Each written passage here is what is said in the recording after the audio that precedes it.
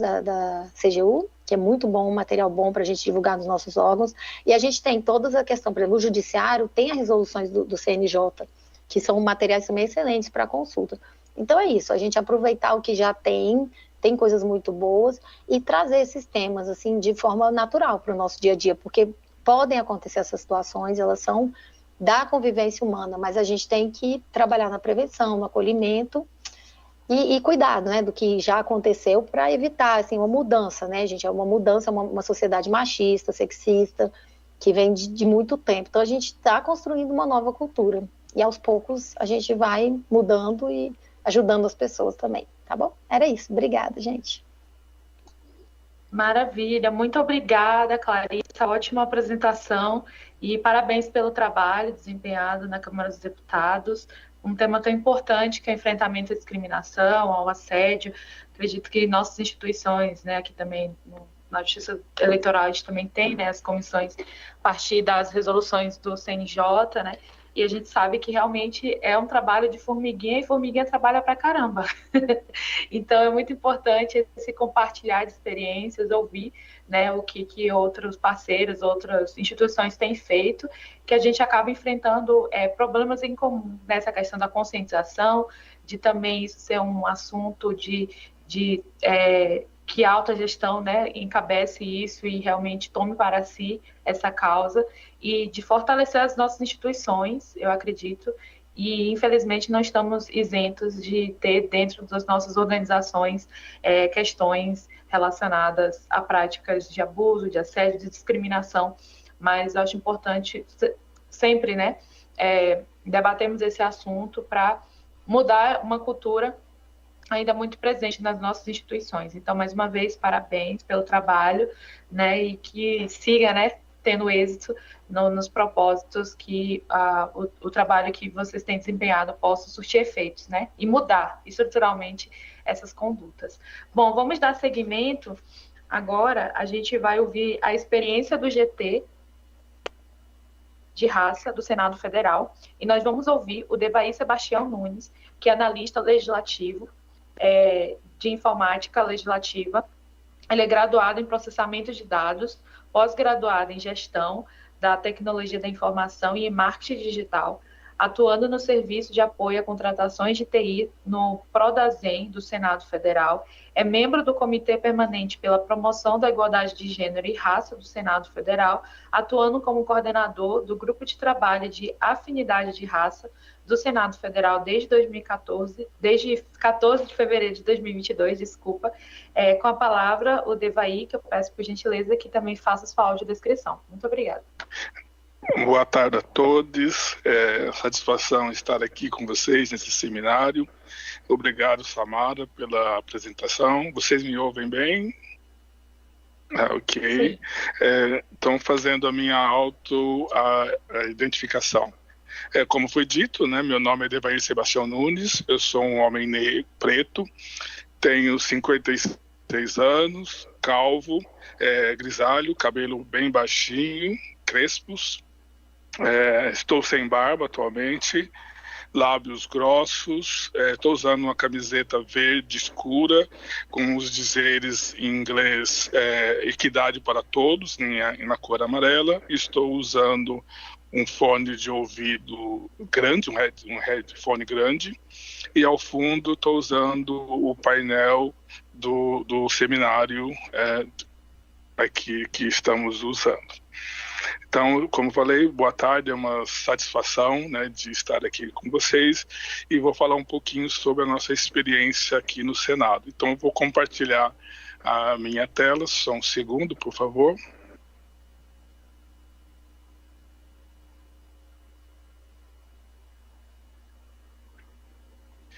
Ok, estão vendo? Sim. Sim. Ok. Então, no nosso grupo de trabalho, né, a gente tem no Senado Federal, então, um grupo de trabalho de afinidade de raça, né?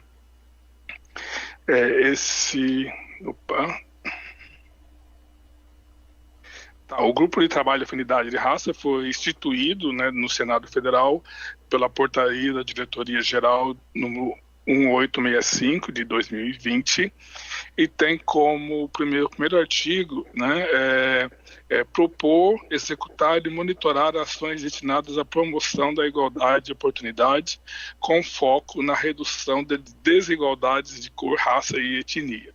É interessante, né, que difere talvez de algum dos outros órgãos, que a gente tem esse grupo de trabalho e de afinidade. Então, assim, grupo de trabalho, né, dentro dos órgãos públicos, né, é um grupo de pessoas destinado a executar uma determinada tarefa. E a afinidade é um grupo que se junta por ter afinidade ao tema. Então, a gente tem, nesse grupo, né, essas dois vieses, vamos colocar assim. Um que é um grupo de trabalho, que é executar, propor e monitorar ações, e outro, então, que é de juntar pessoas por afinidade. Esse grupo, né, que foi criado em 2020, antes dele, né, a gente tem, na verdade, o Comitê de Equidade de Gênero e Raça do Senado, no qual o grupo faz parte, evidentemente. Então, antes o grupo, a atividade de raça ficava junto com as questões de gênero, né? Quando acontece, até o professor Mário Teodoro, ele trouxe para a gente numa fala recente, né, que quando a gente trabalha gênero e raça junto, acaba que gênero, por ser um assunto mais de maioria, né, a maioria tem nos órgãos e lugares são mulheres, e é um assunto mais palatável do que, não que seja totalmente palatável, mas ele é mais palatável do que o assunto raça. O assunto raça é um assunto muito delicado, muitas organizações, muitos lugares têm dificuldade, muitas pessoas têm dificuldade em lidar com o assunto raça. Então, quando se trabalha junto gênero e raça, a pauta de gênero acaba tomando mais tempo, mais atividades do que a pauta de raça. Então, a pauta de raça fica um pouquinho em segundo plano quando vai se fazer as ações. Então, é muito importante, né, que os órgãos pensem em ter um grupo, né, ou um órgão, uma certa grupo de pessoas pensando raça, né, não que não vá pensar em gênero ou outras questões, que todos os preconceitos, né, acabam tendo uma certa transversalidade, mas que o foco principal seja de raça. Então, antes, né, nós temos temos esse Comitê de Equidade de Gênero e Raça, mas não tínhamos esse grupo de trabalho, que foi criado em 2020, né, foi feita uma reunião por iniciativa da diretora-geral do Senado, que percebeu que o assunto de raça estava ficando, então, em segundo plano e precisava de ter um tratamento diferenciado. Então, foi feita uma reunião com pessoas convidadas, pessoas autodeclaradas pretas do Senado Federal, para que comparecessem uma reunião, e lá foi, então, dado o start para esse grupo de trabalho que hoje é oficializado dentro do Senado. Dia 20 passado, nós atualizamos, a gente tem uma portaria, então, que a gente identifica as pessoas que estão ligadas oficialmente ao grupo de trabalho. Então, dia 20 recente foi atualizado essa portaria, que são todas pessoas voluntárias por conta da afinidade. Então, a gente tem 32 membros dentro do grupo de trabalho, todos voluntários, sendo servidores efetivos e comissionados. Então, essas pessoas são membros. Então, assim, embora a gente tenha, né, a ideia, né, de propor, executar e monitorar ações, a gente, né, tem como uma pauta, né, interna, que é engajar as pessoas negras, porque muitas pessoas negras acabam estando no serviço público, não conhece o movimento negro por diversas questões, por pertencer a um grupo social que não tinha alguma dificuldade, por exemplo. Também acontece que, às vezes, as pessoas já vieram por uma por uma vida difícil, uma batalha difícil, e como adentra o serviço público, né, a gente ganha uma certa estabilidade, então há um certo acomodamento, né, dentro da carreira. Então a gente precisa, né, engajar as pessoas negras para atuar nessa questão.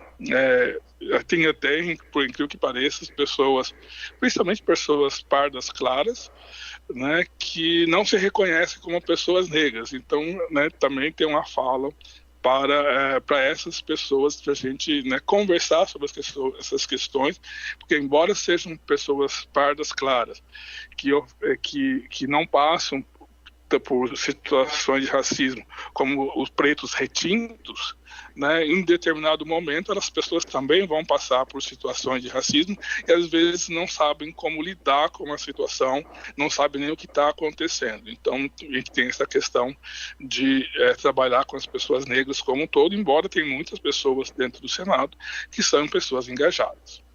E também tem um outro foco, que é tornar as pessoas brancas antirracistas aliadas. Porque, como eu falei no começo, é uma pauta difícil, né? Há muitas pessoas brancas, né, preferem não tocar no assunto, não lidar com o assunto. O assunto não é comigo, eu não sou pessoa preta, racismo não me atinge, então isso não é comigo, não tem nada a ver, né? O racismo, a escravidão estava lá no passado, eu não fui escravocrata, então não tem nada a ver com isso. Embora a gente sabe que o racismo acaba atingindo tanto as pessoas negras quanto as pessoas brancas na sociedade brasileira, embora seja de formas diferentes. Então a gente tem esse trabalho também de esclarecimento das pessoas brancas, para se torná-las antirracistas. Não basta não ser racista, precisamos que as pessoas sejam antirracistas e se tornem aliadas, né, principalmente quando elas se deparem com alguma situação de racismo, elas simplesmente não fiquem em silêncio, mas que ela tome uma postura, né, realmente, olha, isso não pode, isso está errado, isso, se for o caso, esse é um crime, etc. Então a pessoa, né, saber tomar uma postura adequada diante das questões raciais. Então a gente tem essas duas formas de ver as nossas ações que a gente trabalha. Então a gente faz várias ações, né, para que a gente consiga atingir tudo isso, né? Eu vou trazer aqui, né, aliás, antes de trazer as ações, né, como a gente trabalha junto com o Comitê de Equidade. Então as principais ações do GT estão desenhadas dentro do Plano de Equidade de Gênero e Raça do Senado. Nós já tivemos 2 planos, né, 2019, 2021, 2021, 2023, que está se encerrando agora, e já estamos, né, na fase final de desenho do Plano de Equidade 2024 e 2025. Então, várias ações estão sendo desenhadas para a continuidade ou novas ações, né, então estão sendo desenhadas, e é bastante interessante que esse plano de equidade ele envolve vários setores da casa. Então, dentro do comitê, tem representantes de vários setores, da comunicação, da polícia, da ouvidoria, da consultoria, então vários setores da TI, então vários setores da casa têm ações desenhadas dentro do plano de equidade e várias delas então são endereçadas para as questões raciais. Então toda a casa se envolve realmente, todo o setor administrativo da casa se envolve com as questões de gênero e de raça. No caso aqui eu estou mais trazendo a questão racial para ser apresentado. Então a gente está nesse processo agora de elaboração e aprovação do nosso próximo plano. Então, dentro dessas ações todas, né, então nós temos lá um grupo, né, oficial dentro da portaria, com 32 pessoas, e temos um grupo do WhatsApp, que é nosso, né, comunicação hoje em dia é bastante, né, utilizado esse meio. Então nós temos 65 membros no WhatsApp, que são servidores efetivos, comissionados e também terceirizados. Lógico, terceirizados, aí a gente tem também, não escrevi aqui, mas tem estagiários também, não tem menores aprendizes, né, mas tem os estagiários que também estão aqui, eu não escrevi. Então é um grupo de 65 pessoas, que são, que aí a gente tem aqui as pessoas que são os mais, como se diz, afinidade, são pessoas que se apoiam no tema, mas eles não se envolvem até um certo tanto, e a gente usa esse canal principalmente para ouvir, né, o grupo, né, que uma das coisas muito importantes que a gente precisa é estar atento às dores da população negra dentro da nossa organização. A gente, por exemplo, tem a pesquisa organizacional, né, que é feita, né, acho que todas as instituições fazem, e aparece lá a questão de racismo. Todo mundo fala que o Brasil tem racismo, mas é aquela questão, não aparece racismo nenhum, ninguém é racista. Como que acontece o racismo se não tem pessoas racistas? Então a gente precisa estar com os ouvidos atentos para perceber esse tipo de situação. Então agora eu vou apresentar algumas das ações que a gente faz em parceria com o comitê. Tá, no meu ver, o nosso principal projeto, né, do Racismo em Pauta, onde a gente, junto com a comunicação social, a gente publica artigos que são escritos por pessoas, principalmente pessoas negras, mas outras pessoas não negras também são convidadas a escrever também sobre a questão racial. Então a gente tem vários escritos, né, de vários colegas servidores, comissionados, não comissionados, que até mesmo alguns parlamentares, né, alguns senadores escreveram para esse projeto. Então a gente tem vários artigos tratando dos mais diversos assuntos, é livre, então o servidor ou colaborador que queira escrever, ele pode escrever qualquer assunto, desde que, lógico, que não seja ofensivo, que tenha a gente tem né, que seja um padrão social razoável, né, que a gente não está para atacar as pessoas, mas para alertar sobre determinadas situações, sobre determinadas ocorrências. Então a gente observa isso, mas todas as pessoas podem, eu quero falar sobre racismo ecológico, então pode escrever. Quero falar sobre racismo capilar, pode escrever.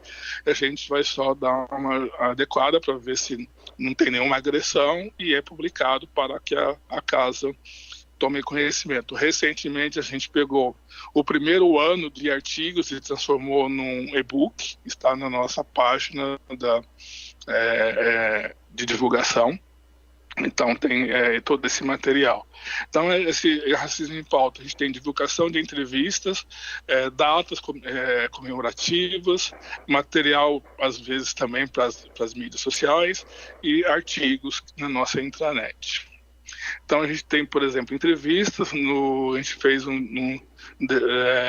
abril, a gente fez uma entrevista com uma indígena, mulher indígena, também, né, tratando dessas questões raciais, né, de etnia, no caso. A gente trouxe, né, uma entrevista. A gente faz material para as mídias sociais, do Cards, por exemplo, falando de palavras que não devem ser utilizadas, e outros cards que nós fizemos foi por conta, né, de maio, né, que a gente trabalhou, né, as pessoas abolicionistas. Então a gente trouxe, né, cada semana a gente trouxe uma personalidade para a gente trazer visibilidade, né, de pessoas que às vezes a sociedade não conhece, mas que foram muito importantes para a causa abolicionista no Brasil.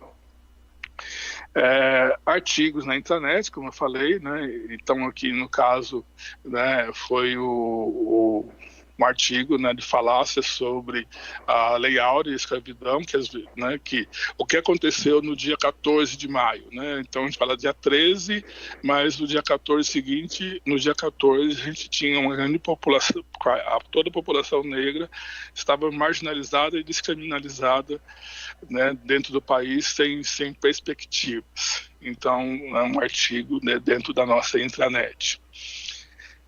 Temos também rodas de conversa, né, rodas de leitura, cine debate, tudo feito, logicamente, com parceria, né, junto com o comitê. O comitê tem um grupo administrativo, tem funcionários, né, que trabalham no comitê. O EGT não tem funcionários dedicados, né, somos todos voluntários. Eu estou no meu setor, na TI, na contratação, o outro colega está na consultoria, outro colega está na rádio, né, mas a gente conta com apoio, né, administrativo lá da equipe do comitê, que dá uma mão para a gente executar as coisas que precisa. Então tem o Júlio das Pretas, que a gente, no caso, deu apoio muito grande, né, que trabalha a questão de equidade com as mulheres, né, trazendo a questão da mulher negra, né, no caso que, né, teve aqui, por exemplo, a gente falou do problema da tecnologia, do racismo algorítmico, junto com mulheres, por exemplo, que é uma questão muito sensível para a gente. Rodas de leitura, a gente pega um livro do tema, a gente tem dois meses no ano que a gente trabalha junto com a parceria com a biblioteca, fazemos uma roda de leitura, trazendo um livro de um autor, ou autor negro, ou de pauta negra, né, racial, por exemplo. O Cine Debate, a gente fez vários, a gente teve até um dia que a gente saiu com um grupo voluntariamente, quem quis, evidentemente, fomos assistir a Mulher Rei, né, todo mundo comendo pipoca e tal, social também, né? Foi muito, muito bom.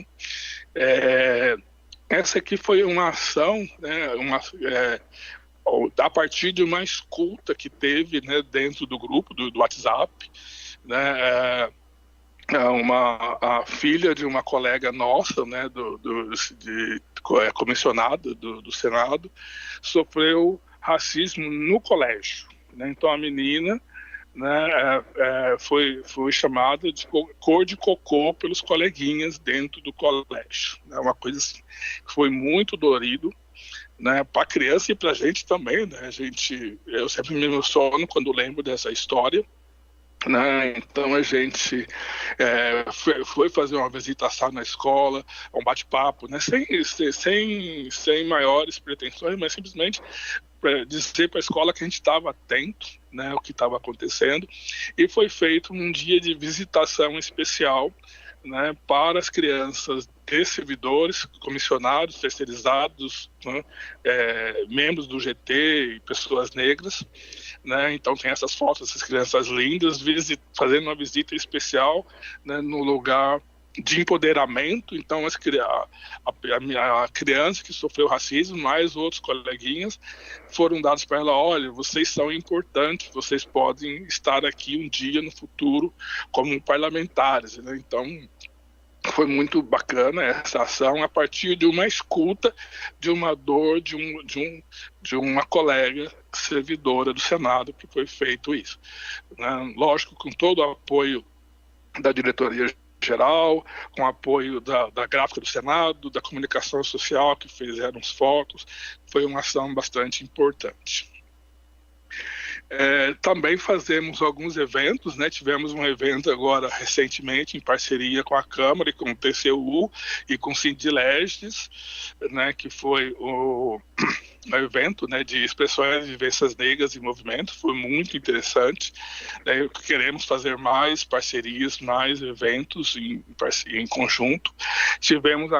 Encerrou-se agora, dia 8, a exposição Nossa Luta, que foi em parceria com o Museu do Holocausto de Curitiba e do Museu do Senado. Foi uma exposição no Salão Negro do Senado, tratando das pessoas negras que foram perseguidas durante o nazismo, que as pessoas, né, a gente sabe, todo mundo sabe da perseguição dos judeus, mas poucas pessoas sabem que os negros, as pessoas que eram de outras etnias, de outros, né, pessoas LGBT, também sofreram perseguição, só que, né, a maioria das pessoas não conhece, então a gente fez essa exposição em parceria, que terminou agora dia 8 com o Museu, né, do Holocausto e o Museu do Senado Federal, né? Então, sim, são algumas das ações, não são todas nossas ações. Se alguém quiser, a gente tem aqui o nosso QR Code, que vai para a página da Equidade do Senado. A maior parte das nossas ações são ações voltadas, né, voltadas para o público interno, a parte do GT, a maior parte é voltada para o público interno. Então, nem todas as ações estão lá na parte da equidade, mas tem algumas que estão lá. Bastante, se você, quem quiser, pode, né, mandar e-mail, né, para o comitê ou para o GT, e a gente pode dar mais informações. Os nossos desafios, maior, assim, seria que a gente tem a capacitação, né, de um letramento das pessoas. Como eu falei, as pessoas brancas, a maioria, tem dificuldade. As pessoas negras também têm dificuldade de lidar com esse assunto. Eu mesmo, quando comecei a tratar desse assunto, ficava muito tenso, né, muito nervoso, e ainda fico às vezes, dependendo da situação, porque é um assunto delicado que envolve a nossa individualidade, mas as pessoas brancas têm uma dificuldade grande de lidar com isso, que é quando a gente faz um evento, né, a gente acabou de sair agora do mês da consciência, né, da consciência negra, muitos eventos pela cidade, muitos eventos pelo país, mas a maioria dos eventos foi ocupada por pessoas negras que já vivem ou já conhecem a situação. E as pessoas brancas ainda é minoria nos espaços. Evidentemente que o protagonismo tem que ser de uma pessoa negra. No caso do GT, de afinidade de raça, é importante que a coordenação seja de uma pessoa negra, né? No comitê também é bom que tenha uma pessoa negra, porque quem sente a dor é que sabe como é. Eu, como homem, nunca vou saber a dor que passa por uma mulher numa situação de estupro, por exemplo. Posso ter ideia, mas eu nunca vou saber, porque eu não sou mulher, né? As mulheres é que sabem. Da mesma forma, a pessoa que não é negra não sabe as dores e a situação, né, que vive uma pessoa negra nesse país. Então é muito importante que se tenha esses grupos de afinidade, né, esses grupos de comitês, mas que tenham pessoas negras para que elas possam dizer, né, aquele velho chavão, nada de nós sem nós, né? Então é importante que isso seja colocado. Então a gente tem um grande desafio, que é a capacitação, a trazer mais pessoas brancas para serem antirracistas, para serem aliados, e também de promover a ascensão das pessoas negras, porque no serviço público a gente entra, concurso público, né, a gente passa, né, mas aí à medida que vai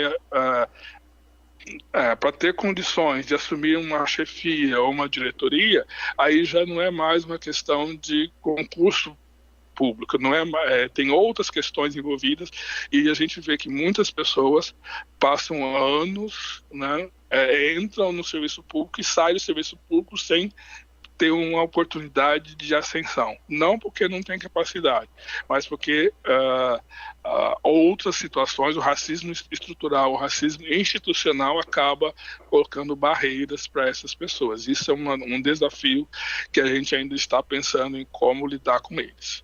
Então agradeço mais uma vez pelo tempo, pela oportunidade e a paciência de me ouvir, né, e sucesso nas atividades de vocês. Muito obrigado. Nós que agradecemos, Devaí. Muito bom esse compartilhamento dessas experiências vivenciadas pelo GT lá no Senado Federal. Muitas ideias aqui, eu e minha equipe, a gente está anotando aqui justamente para replicar essas boas práticas, que eu acho que esse tipo de atividade, ela cumpre esse papel, né, de compartilhar ações que são feitas de maneira interna e que podem ser replicadas, né, por outras instituições para a promoção desse desse bem comum, que é o combate ao racismo, à discriminação, em prol da equidade, da inclusão, enfim. Então, muito bom, parabéns, ações incríveis e realmente muito emocionante, né, esse relato que veio de uma escuta, né, a partir de uma colega de vocês, que no seio da família dela, né, a filha vivenciou uma situação e como coletivamente vocês se mobilizaram para contornar essa situação, né? Acredito que é um lindo exemplo de uma ação que veio a ser concreta a partir de uma escuta, né? Acho que complementa muito com o que Clarice traz também, a despeito de ser um grupo voltado para, né, de acolhimento, né, de assédio, discriminação, esse grupo destinado também a práticas e a questões raciais, também ser esse ambiente seguro de escuta e pensar coletivamente em ações concretas para que a gente possa amenizar, né, os impactos de racismos e outras opressões que, infelizmente, grupos tidos, né, como minorizados ainda sofrem. Então, muito obrigada, Devaí, foi um prazer ouvi-lo, né? E vamos dar seguimento, que está muito bom esses compartilhamentos. Agora a gente vai ouvir a Júlia Alves Silva, que ela vai compartilhar a experiência da inclusão de estudantes estagiários indígenas no Conselho Nacional de Justiça. A Júlia é assistente social e é servidora do Conselho Nacional de Justiça. Júlia, passo a palavra para você e eu peço por gentileza que, assim como os demais, possa fazer sua autodescrição também. Obrigada. Oi, boa tarde. Quem vai começar vai ser a Meg. Onde você quiser. Posso... Opa, desculpa. A Meg... De jeito nenhum. Peraí, tem alguém falando. Na hora de falar, eu vou pôr... Sheila. Isso, eu ia pedir, por favor. É porque estava prevista a Meg e a Júlia para falar, é porque no início a Meg não tinha chegado. Mas a Meg, ela é psicóloga, servidora do Conselho Nacional de Justiça e chefe do setor de qualidade de vida no trabalho e atenção psicossocial. E ela vai apresentar junto com a Júlia, que eu apresentei anteriormente. Obrigada. Obrigada, Samara. Boa tarde a todos. Vocês estão vendo a tela compartilhada? Apresentação, sim. Ótimo. Então, meu nome é Meg Gomes Martins de Ávila, sou mulher, cisgênero, branca, 46 anos de idade, eu estou com o cabelo preso, porque Brasília está calor, infernal, os cabelos castanhos presos, e eu estou vestindo um vestido cinza, estou em casa, estou com o fundo da tela aqui, o prédio do CNJ e a logo do CNJ. Nós somos convidados aqui, agradeço já de pronto o convite, eu e Júlia, para falarmos sobre a inclusão de estagiários indígenas no Conselho Nacional de Justiça, que é um projeto que a gente tem aqui abraçado principalmente pela ministra Rosa Maria Pires Weber, né, quando ela foi ministra-presidente aqui do CNJ, foi a última gestão. O ministro Barroso entrou agora em outubro de 2023. Então, quando a ministra ela entrou no CNJ, ela já queria trazer a pauta dos povos originários, de inclusão dos povos originários de alguma forma, né?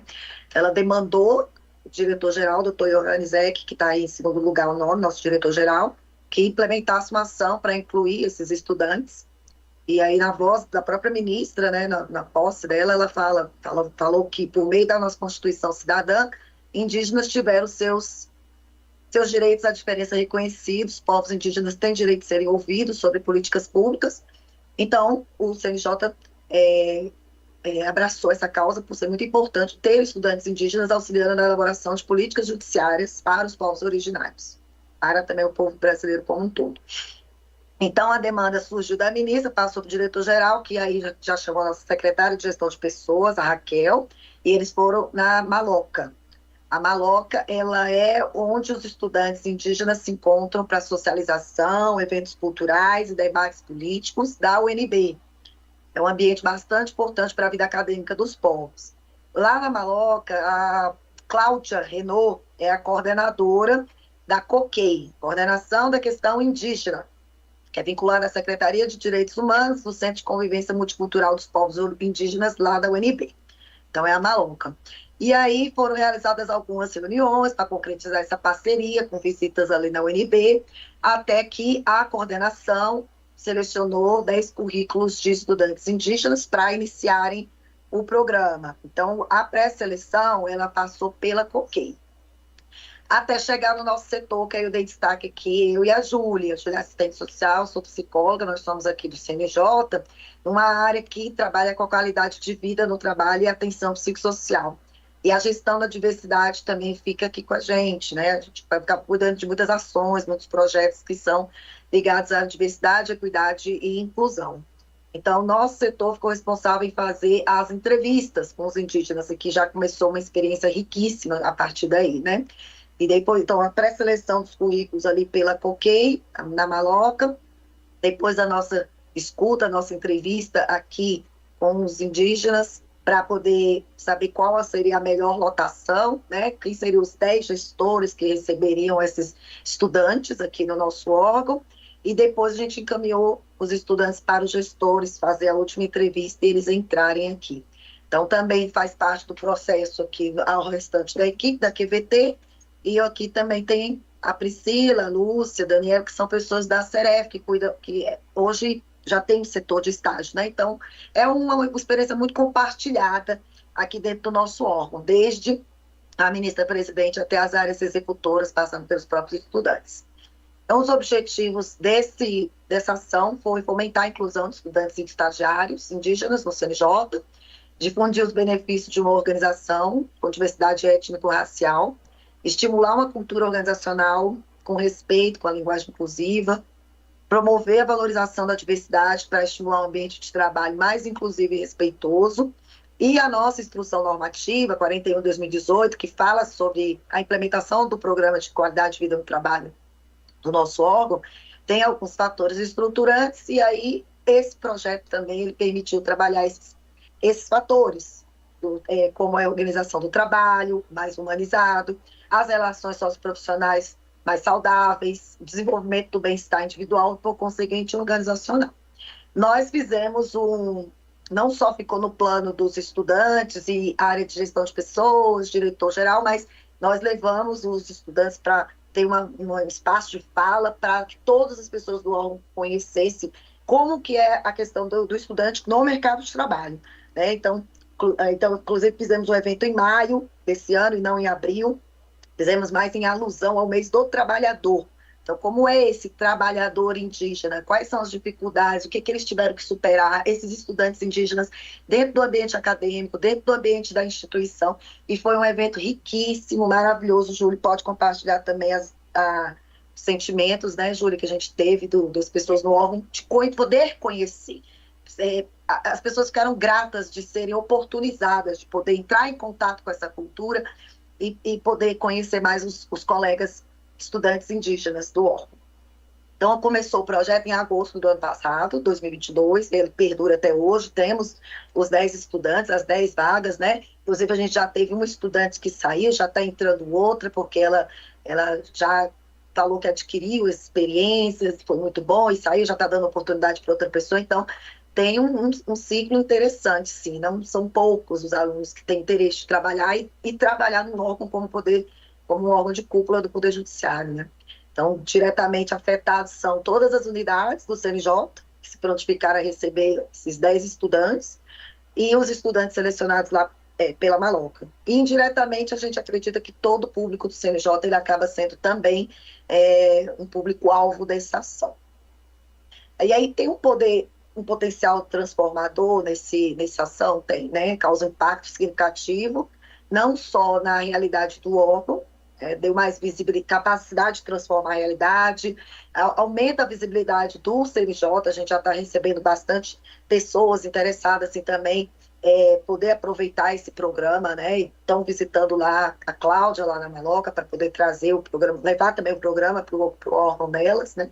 E aí gera benefício para todo mundo que está envolvido. O gestor aprende, o estudante aprende, o CNJ aprende, isso aí já está sendo reflexo para outros órgãos e a gente vai fazendo essa rede aumentar.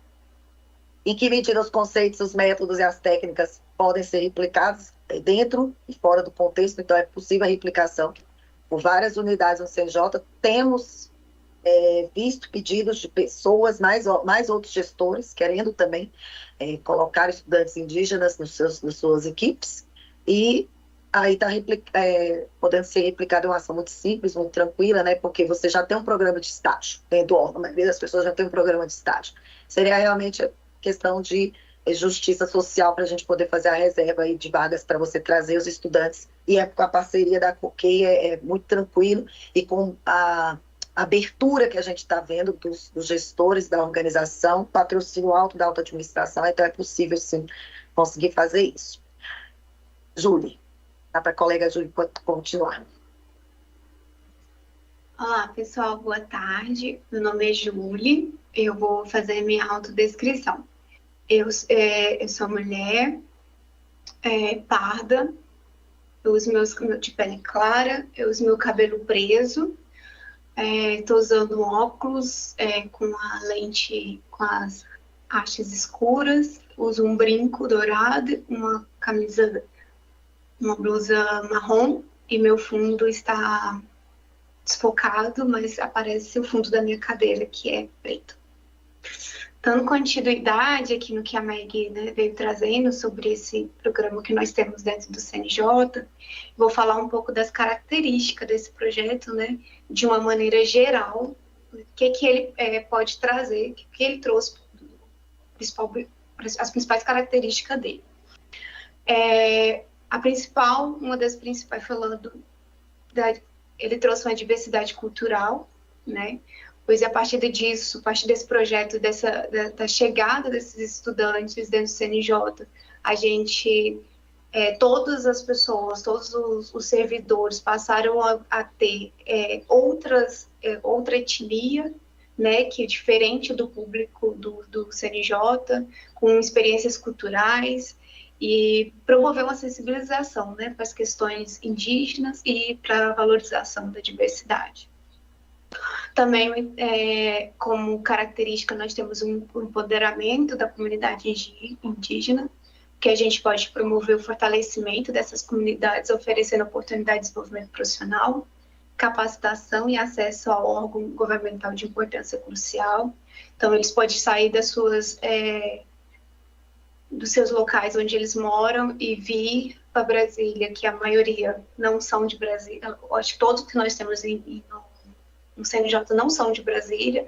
Então, eles vieram para estudar na UNB, então, e aqui conseguiram um estágio, e acho que isso é importante para o currículo profissional e para toda essa trajetória profissional que eles estão construindo. Pode passar, Meg.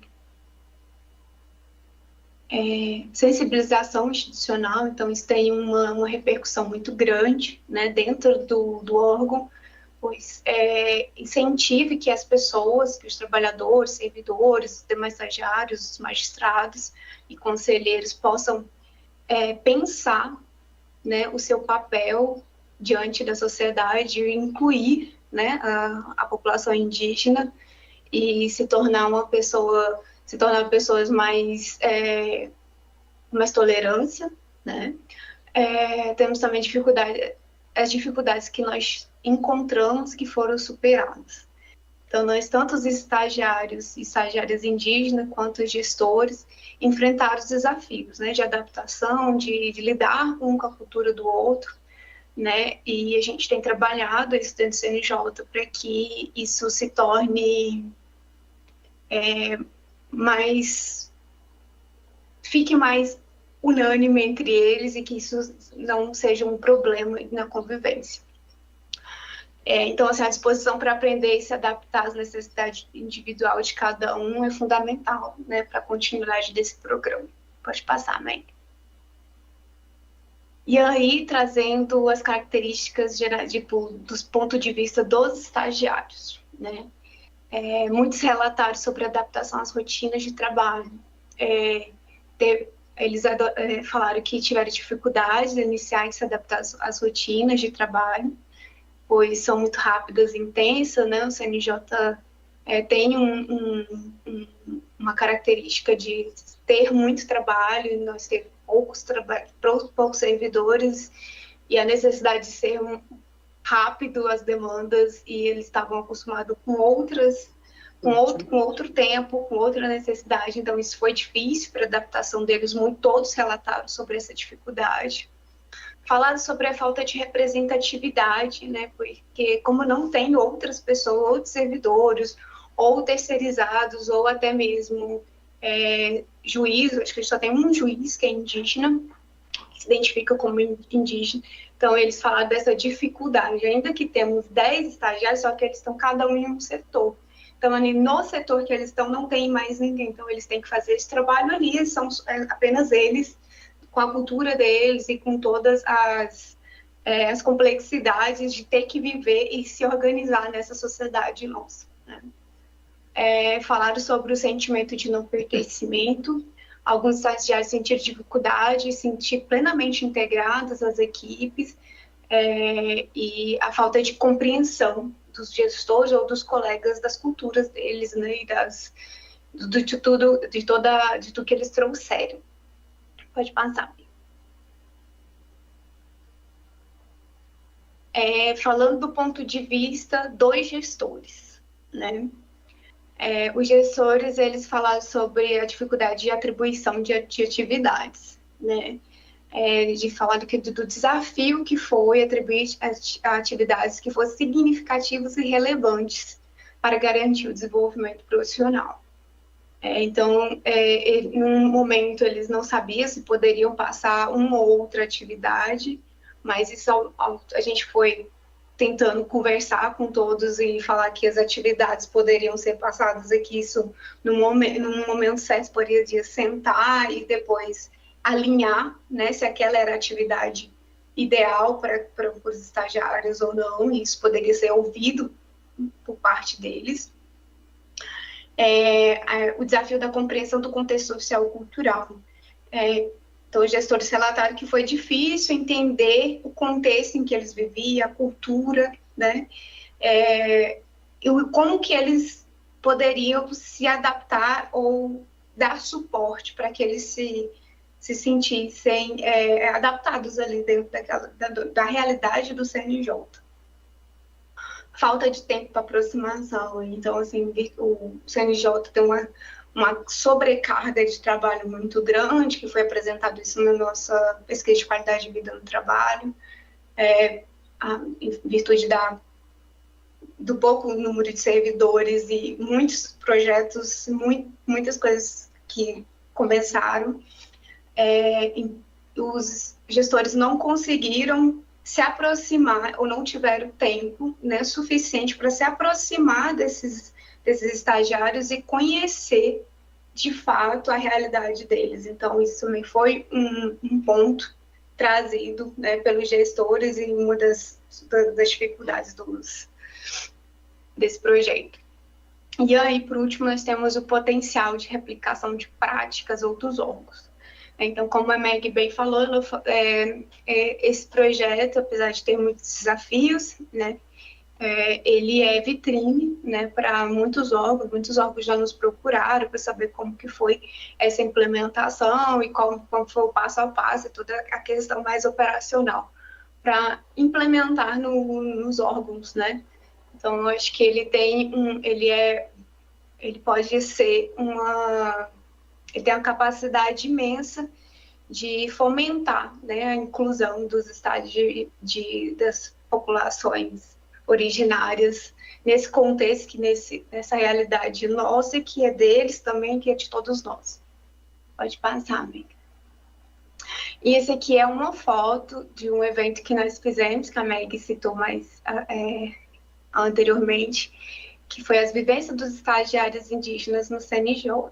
Então, nós fizemos uma roda de conversa, né, que foi tipo um talk show, em que eles foram falando sobre as experiências deles, né, cada um dos desafios, tanto de como sair da comunidade e vir, né, para Brasília, como que é estar nesse espaço da UNB, de estudos e de trabalho dentro do CNJ, e como é transitar nesses mundos, né, falando dos desafios e tantas outras questões que atravessam, né, essas vivências.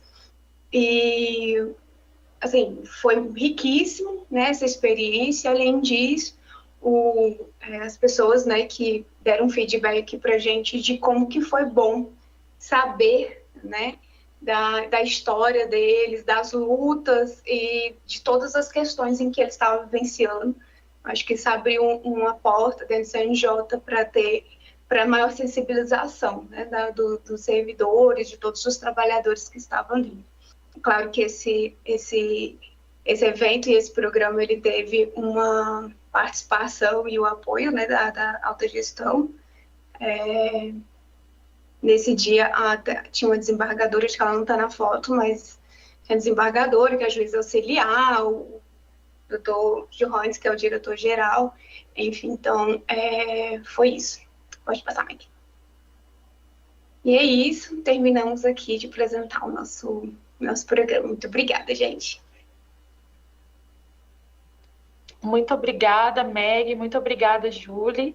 Eu sou suspeita para falar, mas eu acho importante mencionar o quão importante foi essa iniciativa do CNJ e está sendo. Realmente é um projeto piloto, e como um projeto piloto é cercado de desafios, como elas expuseram, porém mostra que é possível, né? Então o CNJ começou, então é ótimo poder ser replicado, que bom saber que outras instituições também estão procurando, né, o CNJ para poder replicar essa iniciativa. Demonstra também a importância do diálogo interinstitucional, essa parceria com a UNB, muito importante, né, que tem esse contato direto com muitos estudantes que vêm para Brasília para poder ingressar na universidade, e que bom que tem esse projeto que pode ampliar essas portas, né, para as experiências dos estudantes, agregar. Então, acho que é um desafio tanto para os estudantes de origem indígena adentrar nesse espaço institucional, como também como a instituição se abre, né, e se adequa também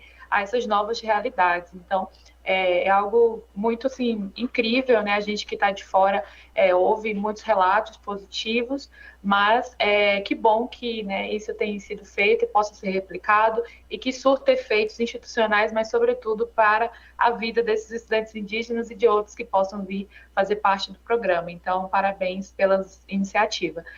Pessoal, só lembrando, a gente vai passar para o último painelista aqui, mas temos o chat do YouTube, que vocês podem estar deixando perguntas, já tem algumas perguntas lá, que ao final eu vou trazer aqui para os nossos painelistas. Tem muitos elogios também, viu, gente, aqui, as falas que, né, antecederam. Então, por favor, estou gostando de ver aqui todo o engajamento e interação do público que nos assiste aqui com a exposição dos nossos painelistas.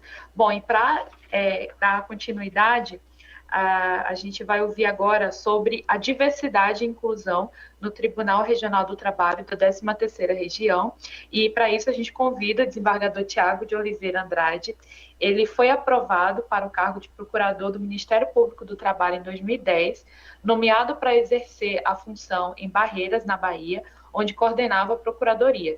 Em 2016, ele passou a integrar a Corte Trabalhista Paraibana, em vaga destinada ao Ministério Público do Trabalho, pelo 5º Constitucional, tendo ocupado as funções de ouvidor e gestor regional do Programa de Combate ao Trabalho Infantil e de Estímulo à Aprendizagem no biênio de 2017 e 2019.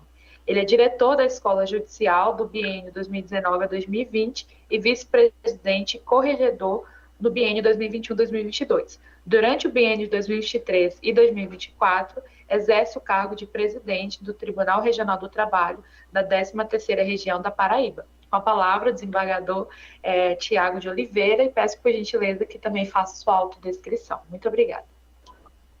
Bom dia a todas as pessoas. Eu sou Tiago, eu sou atualmente o presidente do Tribunal do Trabalho da Paraíba.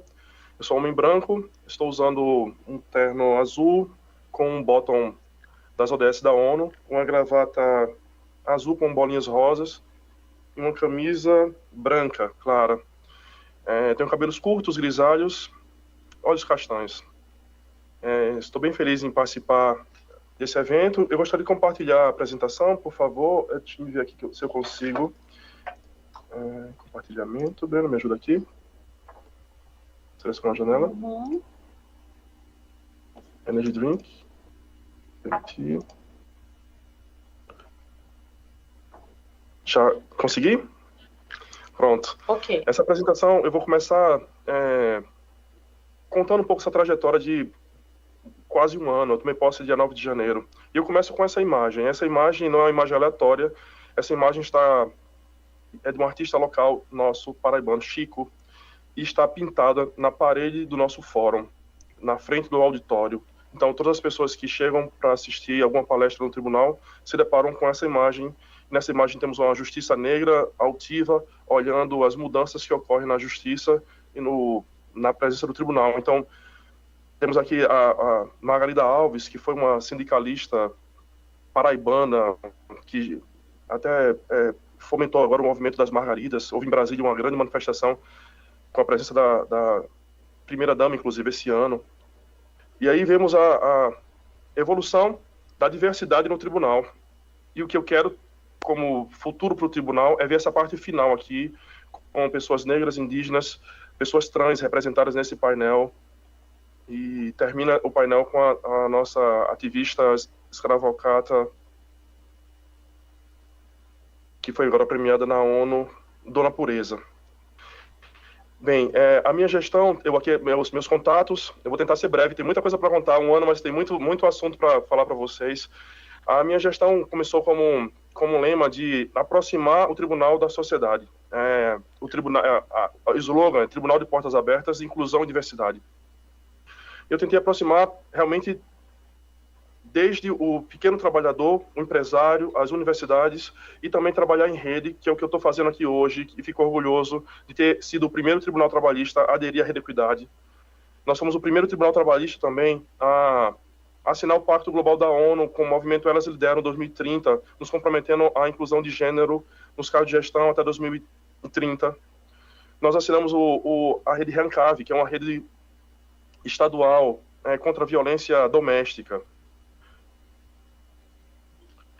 E eu vou dividir a apresentação em duas etapas. A etapa interna, o que fizemos internamente no tribunal, com esse propósito de inclusão de gênero e raça, e depois no aspecto externo. Eu entendo que a gente tem que fazer isso, não só fazer o dever de casa, nossa obrigação, mas também ser um espaço de fomento e de junção de forças com outras instituições públicas e privadas, órgãos governamentais estaduais, municipais e federais. O tribunal, a meu ver, é um espaço que pode fazer para além dos muros dos fóruns, para além das varas, para além de simplesmente julgar processos. E esse nosso fazer tem que ser feito internamente, dando um exemplo. Eu estou tentando fazer isso. Aqui alguns exemplos. Eu nomeei a primeira diretora-geral da história, a primeira mulher a assumir o cargo de gestão no tribunal. Temos 48 anos de história. Não, 38 anos de história. E a primeira diretora-geral. Nós chegamos agora a 50% nos cargos de gestão, de livre nomeação na presidência, mais que dobramos para a gestão anterior, a presença de mulheres nos cargos de liderança. Criamos agora um observatório de gênero, então esse observatório acompanha os cargos de gestão e também as funções. No tribunal temos 1.002 servidores, desse total são 592 homens e 410 mulheres. Os cargos de gestão atualmente está na proporção, no total do tribunal, está acompanhando essa proporção numérica de homens e mulheres, está 60-40, mas nos cargos da presidência eu consegui trazer 50-50 nos cargos de CJs, que são as maiores gratificações, e nas funções estou quase chegando aos 50%, está 53-47. Além disso, estamos fazendo formações de liderança feminina. Vamos ter agora no início do ano, por exemplo, uma pós-graduação com 20 vagas reservadas exclusivamente para as mulheres. Fizemos 2 etapas de um curso de formação de lideranças para as mulheres e também formação para os homens, porque entendo que é papel das mulheres se empoderar e saber seus direitos, mas é papel dos homens respeitar e ser aliado nessa luta. Então estamos fazendo formação interna. Esse aqui é um ato que eu fiz no dia 8 de março. Alguns dos atos, eu assinei os 3 atos no 8 de março, eu queria falar para vocês, a maternidade gentil, há uma norma do CNJ, Mãe Nutriz o nome. Então, com base naquela norma, nós ampliamos os direitos previstos na norma do Mãe Nutriz e eu modifiquei o nome para maternidade gentil. Então, se na norma do CNJ estabelece que a licença maternidade é até 1 ano e 6 meses, aqui no tribunal ampliamos a licença maternidade, a licença maternidade são de 6 meses, mas até 1 ano e 6 meses, o CNJ permite a redução do horário, o trabalho à distância. Nós ampliamos essa redução do horário ou o trabalho à distância para até 2 anos, até a criança fazer 2 anos, porque para garantir a amamentação. E, além disso, ampliamos os direitos dos pais também. Então, ampliamos o período de redução da jornada e também de trabalho à distância para os homens 30 dias após a licença paternidade, que no serviço público são 20 dias, então, além dos 20 dias legais, os 30 dias posteriores, a gente concede a redução da jornada ou o trabalho à distância. Então, termina ficando um período de 50 dias para o pai. Esse aqui, Renan, foi o primeiro pai que conseguiu se beneficiar desse ato, agora criado nessa gestão. Outra ação que fizemos nesse mesmo 8 de março, além daquele ato da maternidade gentil, assinei um outro ato que eu me orgulho bastante. Assinamos um ato para que os contratos de empresas terceirizadas de prestação, os postos de trabalho, sejam 50% homens, 50% mulheres. E fizemos isso por quê? Porque, sobretudo, na segurança e na informática, havia uma discrepância muito grande de homens e mulheres. Na informática, por exemplo, aqui o dado está aqui, até antes do ato, havia 11 postos de trabalho, dos quais 10 homens e uma mulher. Após o ato, são 16 postos de trabalho, são 8 mulheres e 7 homens. E não só ampliamos, como colocamos uma cláusula que, além de 50% mulher, 10% para mulheres trans. E fizemos esse ato, eu até me orgulho disso, antes do ato do CNJ, que estabelece a necessidade dos órgãos públicos estabelecer um percentual de vagas nas licitações para mulheres trans, que lá falava em 3%, 2%. Aqui fizemos o ato de 50% para mulheres e 10% para pessoas trans, isso assinado em 8 de março. Hoje temos, por exemplo, aqui, eu queria mostrar a foto para vocês, a Arlinda.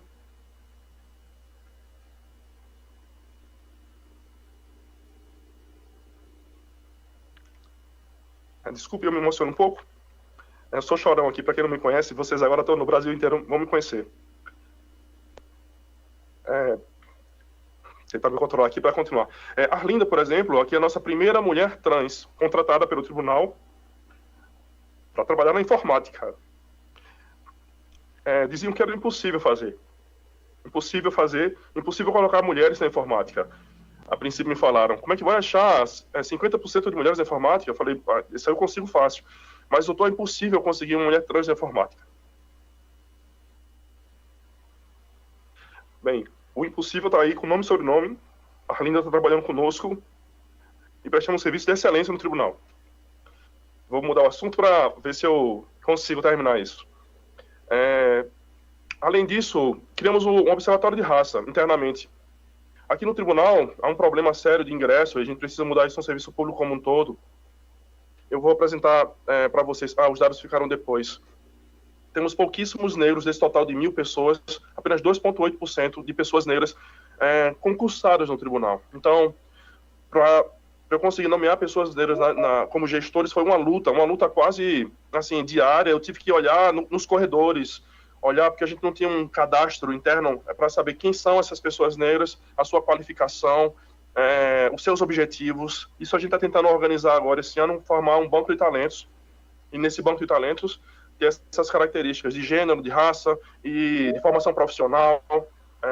E aqui, mas eu fico orgulhoso que já no ano passado haviam 4 gestores negros e hoje, mais que dobramos, temos 9. Aqui a Valéria é uma das gestoras que estavam trabalhando numa das varas aqui da capital e que eu tive que conhecer praticamente, assim, durante a correção, durante a pandemia, ela se apresentou e eu consegui trazê-la. Hoje é a nossa coordenadora de matéria patrimônio. Além disso, fizemos uma inclusão interna com... Eu fiquei bem contente em ver o CNJ fazendo um estágio para pessoas indígenas. Aqui no tribunal, fizemos esse ano um estágio de 30 vagas, 100% das vagas são pessoas negras. 100% das vagas. E isso não é um favor, isso não é só uma ação afirmativa, isso é uma necessidade da gestão. Eu preciso que minha gestão fosse mais inclusiva, eu precisava de diferentes pontos de vistas, eu precisava realmente de diversidade de pessoas, para chegar a um ponto diferente. Se eu parto do mesmo ponto de vista, com a mesmo tipo de, vamos chamar tipo, mas a mesma característica de pessoal, os argumentos se tornam os mesmos.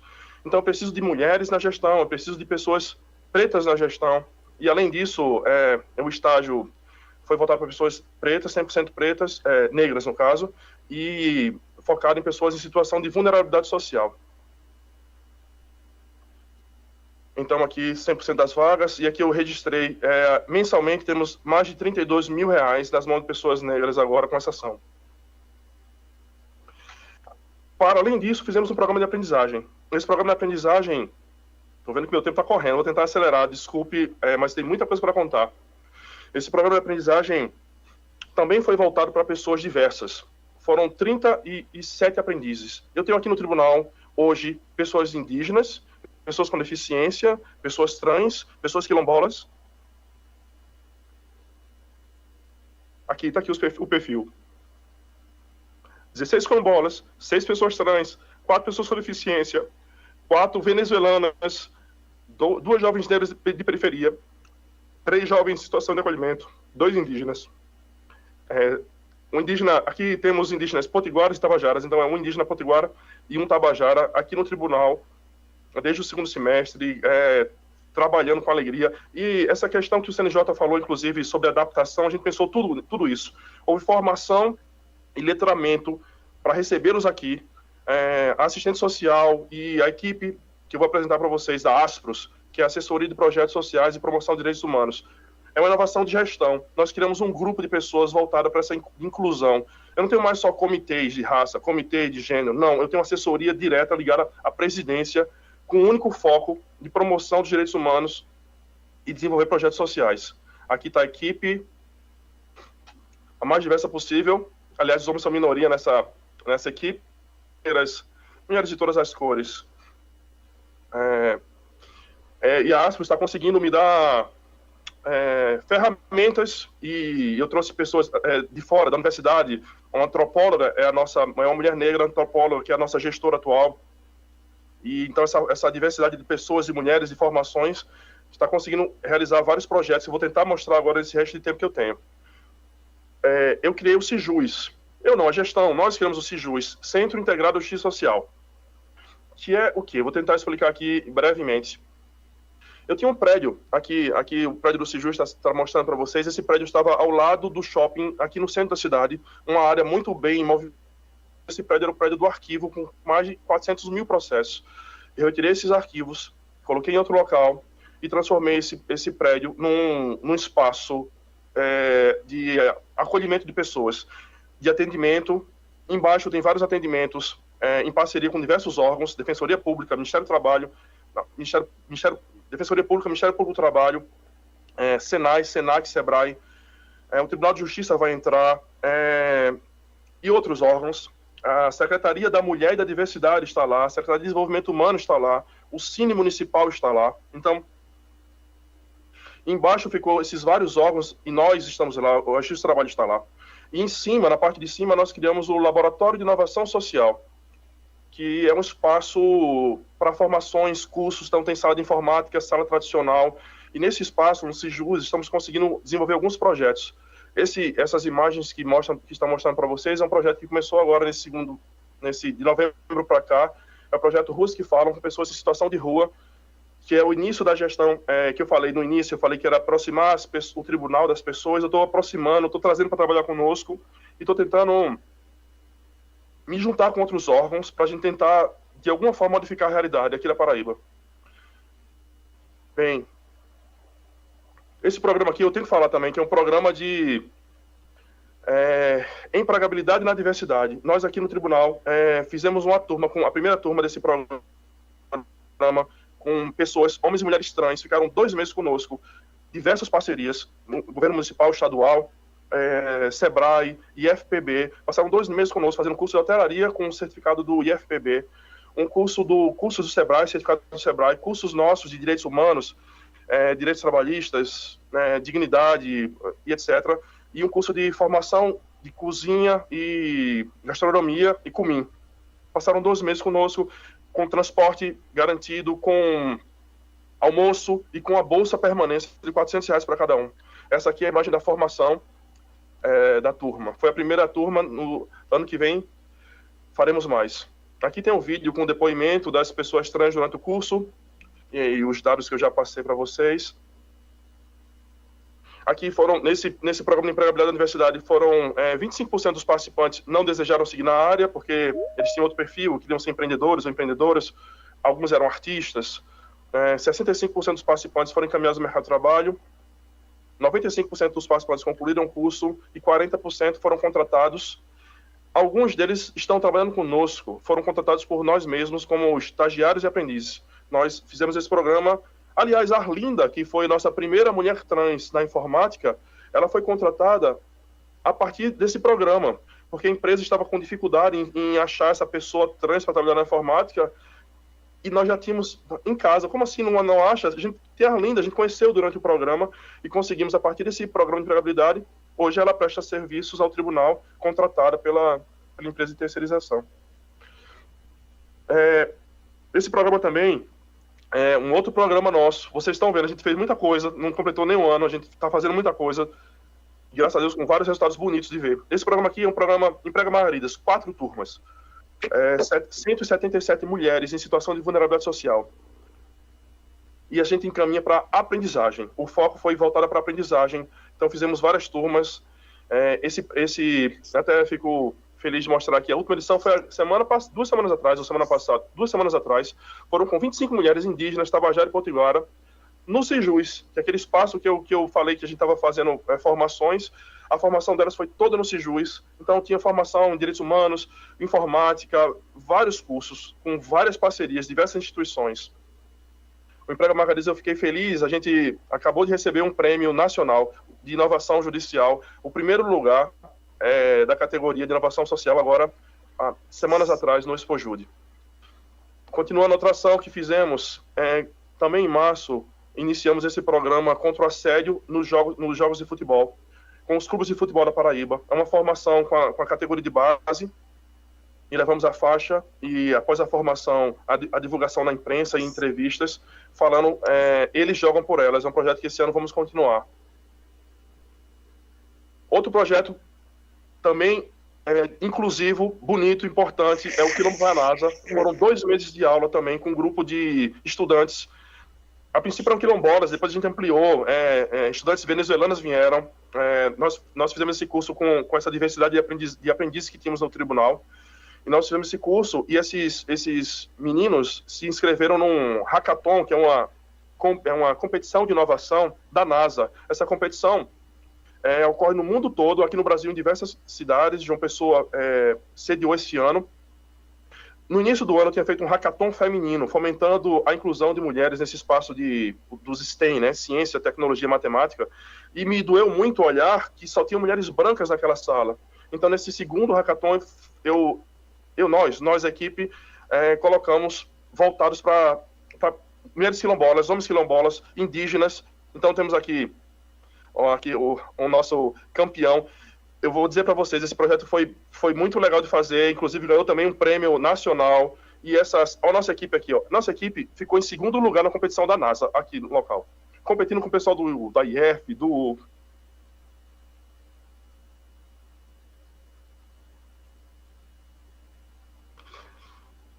competindo com outras pessoas bem mais assim, avançadas nos estudos. E eles mostraram um valor que uma oportunidade pode causar e pode gerar mudança na vida deles. Eles estão agora, os 4, trabalhando conosco, nós aprendizes, dentro do setor de inovação do tribunal. Estou terminando. Pessoal, um minutinho para terminar. Esse Quilombo Vanasa também ganhou o prêmio do CSJT, acabei de receber em Belém. Os Jovens Embargadores, eu vou correr. Os Jovens Embargadores é um projeto baseado numa boa prática do Senado Federal, que eram os jovens senadores. A partir do conhecimento dessa boa prática dos jovens senadores, eu criei aqui, eu só dei uma questão de gênero, botei jovens embargadoras, e uma questão de raça, focando em mulheres negras. Passam uma semana aqui fazendo vários cursos voltados, e no final faz uma sessão presencial no Tribunal Pleno, cada um desempenhando um papel de desembargador, de Ministério Público, relator. Então elas têm uma formação nas varas, com as juízas, com o Ministério Público, com as advogadas, e após isso, elas fazem uma sessão simulada. Já houve 2 edições de Jovens Embargadoras. E para finalizar, o Ruas que Falam, que é um projeto novo, está começando agora, a ser desenvolvido no Sijus. Nós estamos nos aproximando dessa população de rua. quero muito fazer algo por eles e elas, e esse projeto começou agora, e a adesão já está em 95%, estão vindo em parceria com o Centro Pop e com a Secretaria de Ciência Social. Bem, eu acho que é isso. Eu agradeço o espaço e digo que o Tribunal da Paraíba está comprometido realmente com essa causa. Eu tenho mais um ano de gestão pela frente, e vou correr como corri na apresentação, correr para fazer mais coisas aqui no tribunal. Eu agradeço, desculpem o choro e a emoção. Uau, doutor Tiago, muito obrigada. Com certeza sua emoção é compartilhada aqui com todos e todas, aqui no chat, todos